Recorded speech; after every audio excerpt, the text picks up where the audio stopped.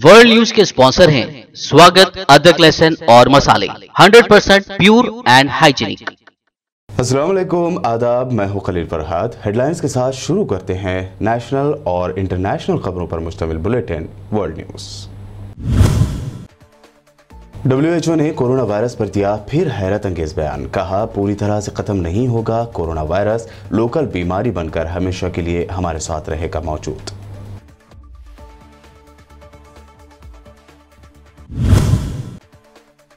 Ukraine पर हुआ cyber हमला तो रशिया के साथ बढ़ गई कशीदगी। ऐसे में अमेरिका ने जाहिर किया अंदेशा।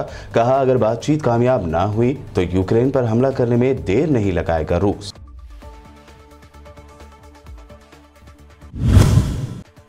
अमेरिकी रियासत टेक्सास में यहूदी इबादतगाह में यरगमाल बनाने वाला हमलावर इनकाउंटर में हुआ ढेर। पाकिस्तानी साइंसदां आफिया सिद्दीकी की रिहाई की रखी थी मांग। ब्रिटेन में 2 नौजवानों को भी लिया गया हिरासत में। सुप्रीम कोर्ट में मरकज की मोदी हुकूमत ने दिया अहम बयान। कहा, किसी की मर्जी के बगैर कोविड वैक्सीन नहीं लगवाई जा सकती और न लगवाई जा रही है।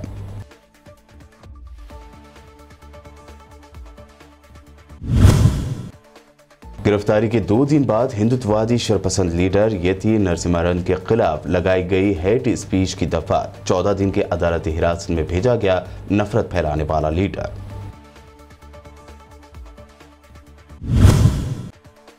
अखिलेश यादव ने अब प्रेस कॉन्फ्रेंस करते हुए बीजेपी को बताया किसान मुखालिफ। अनाज हाथों में लेकर बीजेपी को न सिर्फ हराने बल्कि हटा देने की खाई कसम।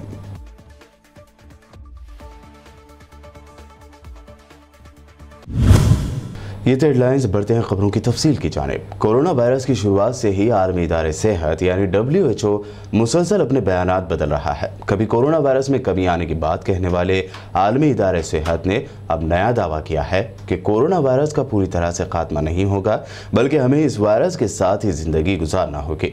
रूस में आलमी इदारे सेहत की नुमाइंदा ने दावा किया है कि कोरोना वायरस का कभी भी पूरी तरह से खात्मा नहीं होगा, बल्कि ये वायरस मुकामी बीमारी के तौर पर मौजूद रहेगा। मेलिता वेजनोविच ने कहा कि कोरोना वबा फैलने के अंदाज से जाहिर होता है कि यह वायरस कभी भी पूरी तरह खत्म नहीं होगा, बल्कि एक मुकामी बीमारी की शक्ल में मौजूद रहेगा। आलमी इदारे सेहत की नुमाइंदा ने कहा कि सबसे अहम बात यह है कि हम वबा को फैलने से रोकें और कोशिश करें कि इस वायरस की चपेट में आने वालों की तादाद कम से कम हो। उन्होंने दावा भी किया कि एहतियात न करने की सूरत में कोरोना की नई किस्म ऐसी शक्ल में जाहिर होगी जिसका अंदाजा भी नहीं लगाया जा सकता। व्हाइट हाउस ने अंदेशा जाहिर किया है कि रूस यूक्रेन को फतह करने के बहाने ढूंढ रहा है और अगर सिफारतकारी के जरिए वो अपने मकासद हासिल करने में कामयाब ना हुआ तो रूस हमला करने में देर नहीं लगाएगा। रॉयटर्स ने खबर दी है कि इस हफ्ते अमेरिका, उसके यूरोपीय इत्तेहादियों और रूस की बातचीत तातुल का शिकार रही, जबकि ये बात तय नहीं हो पाई है कि यूक्रेन की सरहद के साथ लाखों की तादाद में रूसी फौज की तैनाती के मामले पर बातचीत के लिए दोबारा इजलास कब तलब होगा। उधर यूक्रेन के खिलाफ साइबर हमले के बाद तनाव में मजीद इजाफा हो गया है। व्हाइट हाउस के कौमी सलामती कौंसिल के तर्जुमान ने कहा कि अभी ये वाज़ेह नहीं है कि इस साइबर हमले का जिम्मेदार कौन है, लेकिन सदर जो बाइडन को इस बारे में ब्रीफिंग दी जा चुकी है। इससे पहले बाइडन वार्निंग दे चुके हैं कि अगर रूस यूक्रेन पर हमला करता है तो उसे संगीन नताइज भुगतना पड़ेंगे।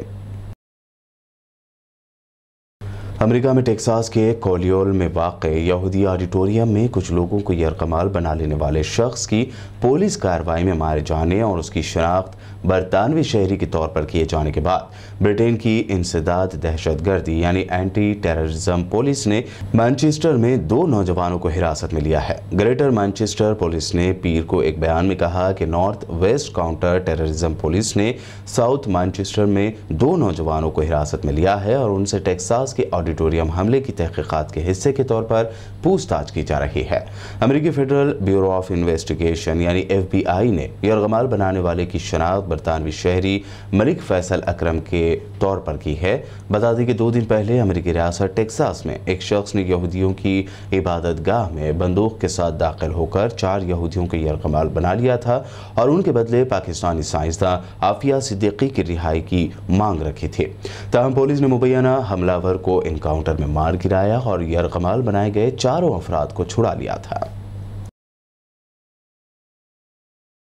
अफगानिस्तान में तालिबान हुकूमत ने यकीन दहानी कराई है कि रवां बरस मार्च तक लड़कियों के तमाम स्कूल खोल दिए जाएंगे।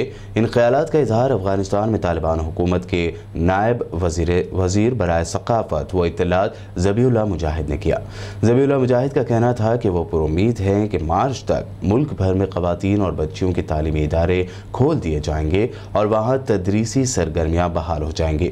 ज़बीउल्लाह मुजाहिद का इंटरव्यू में कहना था कि लड़कियों की तालीम में असल रुकावट तालीमी इदारों में गुंजाइश की कमी है। उनका कहना था कि लड़कियों और लड़कों के लिए अलग अलग स्कूल्स ज़रूरी हैं, जबकि सबसे बड़ा मसला बच्चियों के हॉस्टल्स के लिए इमारतों की कमी है। उनका कहना था कि ज़्यादा आबादी वाले इलाकों में लड़कियों और लड़कों के लिए अलग क्लास रूम्स ही नहीं बल्कि अलग अलग इमारतें भी ज़रूरी हैं। अफगानिस्तान की दारुल हुकूमत काबुल में तालिबान फोर्सेस ने इतवार के रोज़ ख़वातीन मुजाहिरीन के एक ग्रुप पर काली मिर्च का स्प्रे कर दिया है। ख़वातीन जंगज़दा मुल्क में काम और तालीम का हक़ देने का मुतालबा कर रहे थे। तालिबान हुकाम ने अगस्त में ताकत के ज़रिए काबुल में इक़्तिदार पर कब्ज़ा करने के बाद अफ़गानों बिलखुसूस ख़वातीन पर बाज़ पाबंदियाँ आयद कर दी हैं और उन्हें घरों से बाहर काम करने और तालीम के हुसूल की इजाज़त देने से इनकार किया है। फ्रांसीसी खबर रसा एजेंसी AFP के एक नामा निगार ने बताया है कि तकरीबन 20 ख़वातीन काबुल यूनिवर्सिटी के सामने जमा हुई और उन्होंने मसावात और इंसाफ का नारा लगाया। उन्होंने बैनर्स उठा रखे थे जिन पर ख़वातीन के हुकूक और इंसानी हुकूक लिखा हुआ था। मुजाहिरे के दौरान तालिबान के जंगजों ने एहतजाजी ख़वातीन को मुंतशिर करने के लिए उन पर मिर्च का स्प्रे किया, जिसके बाद अफरा तफरी मच गई।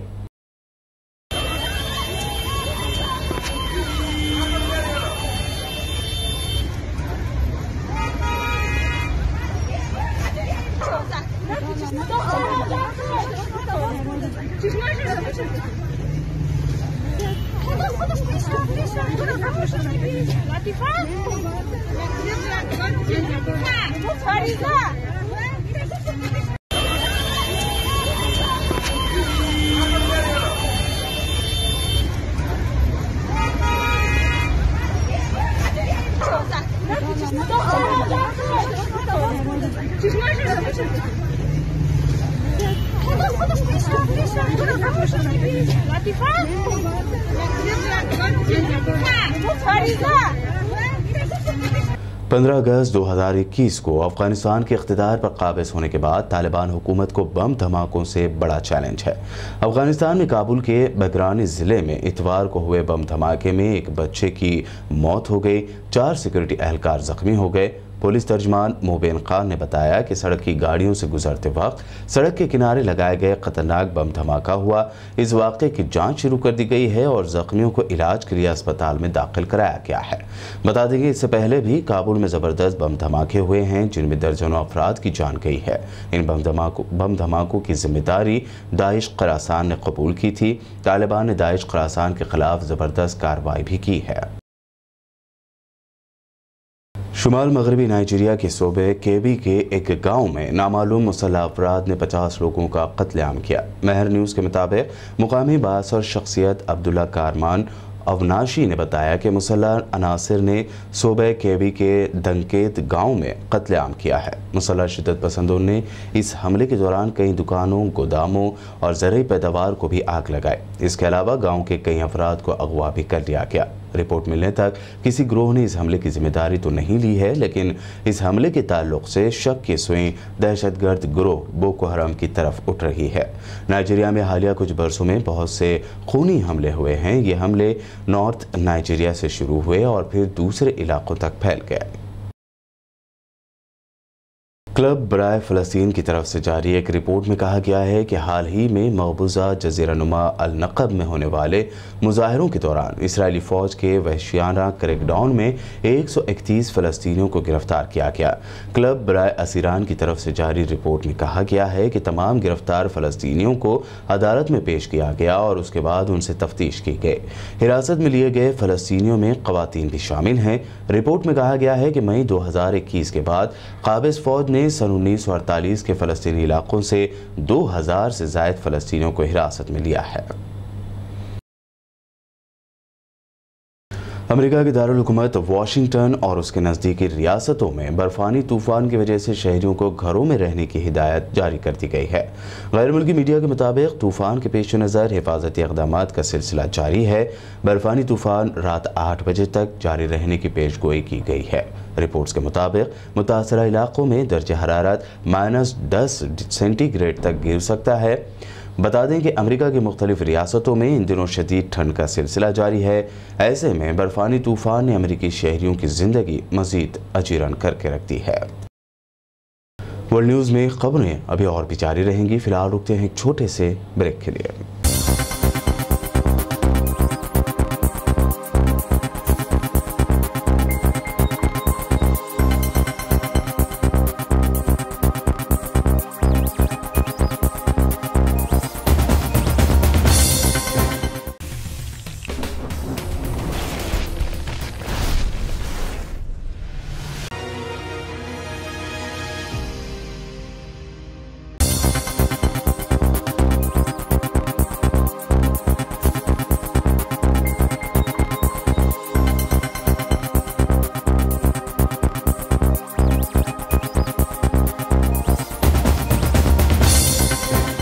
ब्रेक के बाद आइए अब देखते हैं अहम नेशनल न्यूज़। मरकज़ की मोदी सरकार ने सुप्रीम कोर्ट से कहा है कि मरकज़ी वज़ारत सेहत की जानिब से जारी कोविड वैक्सीनेशन गाइडलाइंस में किसी शख्स की रजामंदी के बगैर यानी उसकी हिमायत या परमिशन के बगैर उसे ज़बरदस्ती वैक्सीन लगवाने की बात नहीं की गई है। माजूरीन को वैक्सीनेशन सर्टिफिकेट दिखाने से छूट देने के मामले पर मोदी सरकार ने अदालत से कहा कि उसने ऐसी कोई तस्लीम स्टैंडर्ड ऑपरेटिंग प्रोसीजर या SOP जारी नहीं की है जो किसी मकसद के लिए वैक्सीन सर्टिफिकेट साथ रखने को लाजमी बनाती हो। मोदी सरकार ने गैर सरकारी तंजीम एवारा फाउंडेशन की एक दरख्वास्त के जवाब में दायर अपने हलफनामे में ये बातें कहीं। दरख्वास्त में घर घर जाकर तरजीही बुनियाद पर माजूरीन को वैक्सीन दिए जाने की अपील की गई है। मोदी सरकार ने कहा कि किसी भी शख्स की मर्जी के बगैर उसे वैक्सीन का टीका नहीं दिया जा सकता। हरिद्वार धर्म संसद हेट स्पीच मामले में गिरफ्तारी के 2 दिन बाद हिंदुत्ववादी शरपसंद लीडर यति नरसिम्हानंद के खिलाफ नफरत फैलाने वाली तकरीर करने के इल्ज़ाम आयद किए गए हैं। बता दें कि पिछले महीने धर्म संसद में मुसलमानों के कत्लेआम का नारा बुलंद करने वाले हिंदू मजहबी लीडर यति नरसिम्हानंद को शुरुआत में खवातीन पर तौहीन आमेज तबसरा करने के मामले में गिरफ्तार किया गया था। पुलिस ज़राए ने नरसिम्हानंद की गिरफ्तारी के 1 दिन बाद ये इत्तला दी थी। बहरहाल यति के खिलाफ हेट स्पीच की दफात भी जोड़ी गई हैं। इस दौरान कल 16 जनवरी को नरसिम्हानंद को 14 दिनों की अदालती हिरासत में भेज दिया गया। यूपी इलेक्शन में बड़ा दबदबा बनाने वाले समाजवादी पार्टी सदर अखिलेश यादव ने अब अहद करते हुए बीजेपी को न सिर्फ हराने बल्कि हटा देने की बात कही है। इस मौके पर अखिलेश यादव के साथ किसान लीडर तेजेंद्र सिंह बीकर भी थे। बता दें कि तेजेंद्र लखीमपुर वाक़े के वक्त गाड़ी से टकराने पर जख्मी हुए थे। चलाते रहे अंतोगतवा वोट के लिए भारतीय जनता पार्टी ने तीनों किसानों के काले कानून वापस लिए। जो लोग आतंकवादी कहते थे, जो लोग मवाली कहते थे, न जाने किन शब्दों से किसानों को अपमानित करते थे, आज वो कह रहे हैं कि किसानों के हित में वो 3 कानून वापस लिए। इसलिए समाजवादी पार्टी ने तय किया है कि हम अन्य संकल्प लेते हैं कि जिन्होंने किसान पर अत्याचार और अन्याय किया है उनको हराएंगे और हटाएंगे। इसके लिए मैं कहूंगा कि तेजेंद्र ब्रिक्स जी हमें संकल्प दिलाएं और तेजेंद्र ब्रिक्स के साथ साथ हम अपनी पार्टी के नेता कार्यकर्ता किसान भाइयों से कहेंगे कि संकल्प लें, अन्य संकल्प लें और भारतीय जनता पार्टी को हराएं और हटाएं। हाँ, खड़े हो।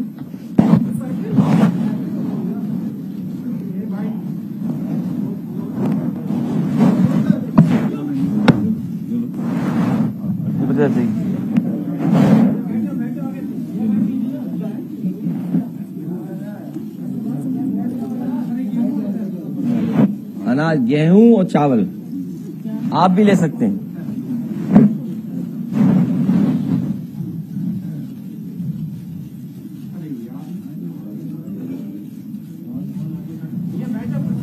आगे छोड़ो।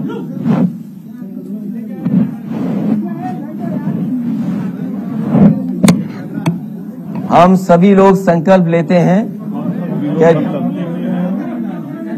कि जिन्होंने किसानों पर अन्याय और अत्याचार किया उनको हराएंगे और हटाएंगे।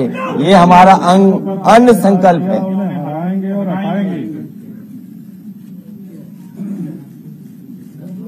उत्तर प्रदेश में बीजेपी ने अपने उम्मीदवारों की पहली लिस्ट जारी कर दी है, जिसमें सीएम योगी को गोरखपुर से टिकट दिया गया है।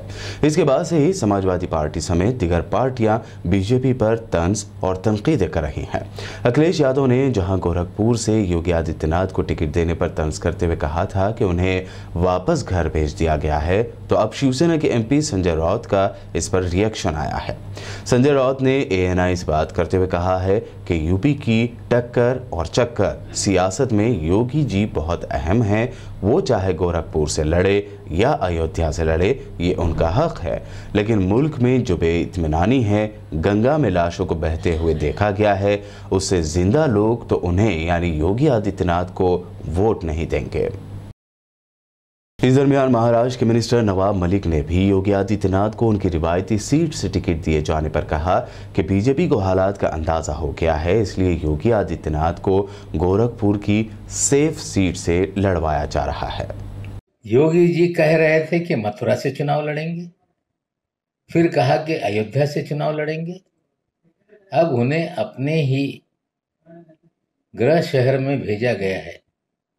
निश्चित रूप से जब किसी दल की परिस्थिति नाजुक होती है, तब नेताओं को किसी भी सीट से नहीं लड़ाया जाता, सुरक्षित सीट ढूंढी जाती है।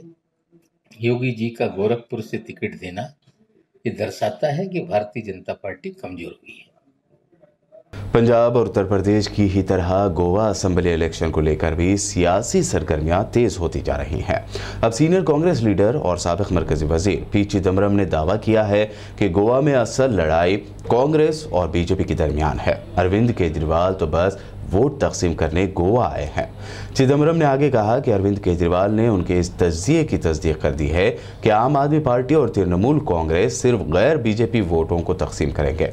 चिदम्बरम ने ट्वीट करते हुए कहा कि जो लोग इख्तिदार बदलना चाहते हैं वो कांग्रेस को वोट करेंगे, जो इसी इख्तिदार को जारी रखना चाहते हैं वो बीजेपी को वोट करेंगे। उन्होंने कहा कि गोवा में वोटर्स के सामने ऑप्शन साफ है। आखिर में हेडलाइंस पर एक और नजर। WHO ने कोरोना वायरस पर दिया फिर हैरत अंगेज बयान। कहा पूरी तरह से खत्म नहीं होगा कोरोना वायरस, लोकल बीमारी बनकर हमेशा के लिए हमारे साथ रहेगा मौजूद।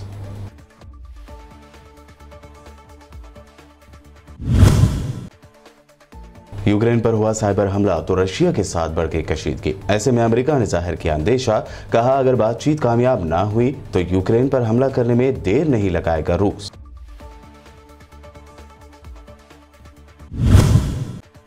अमेरिकी रियासत टेक्सास में यहूदी इबादतगाह में यरगमाल बनाने वाला हमलावर इनकाउंटर में हुआ ढेर। पाकिस्तानी साइंसदां आफिया सिद्दीकी की रिहाई की रखी थी मांग। ब्रिटेन में 2 नौजवानों को भी लिया गया हिरासत में। सुप्रीम कोर्ट में मरकज की मोदी हुकूमत ने दिया अहम बयान। कहा किसी की मर्जी के बगैर कोविड वैक्सीन नहीं लगवाई जा सकती और न लगवाई जा रही है।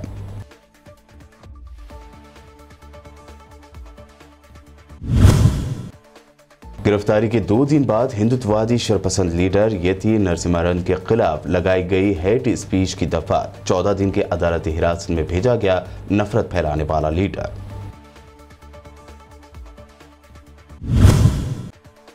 अखिलेश यादव ने अब प्रेस कॉन्फ्रेंस करते हुए बीजेपी को बताया किसान मुखालिफ। अनाज हाथों में लेकर बीजेपी को न सिर्फ हराने बल्कि हटा देने की खाई कसम।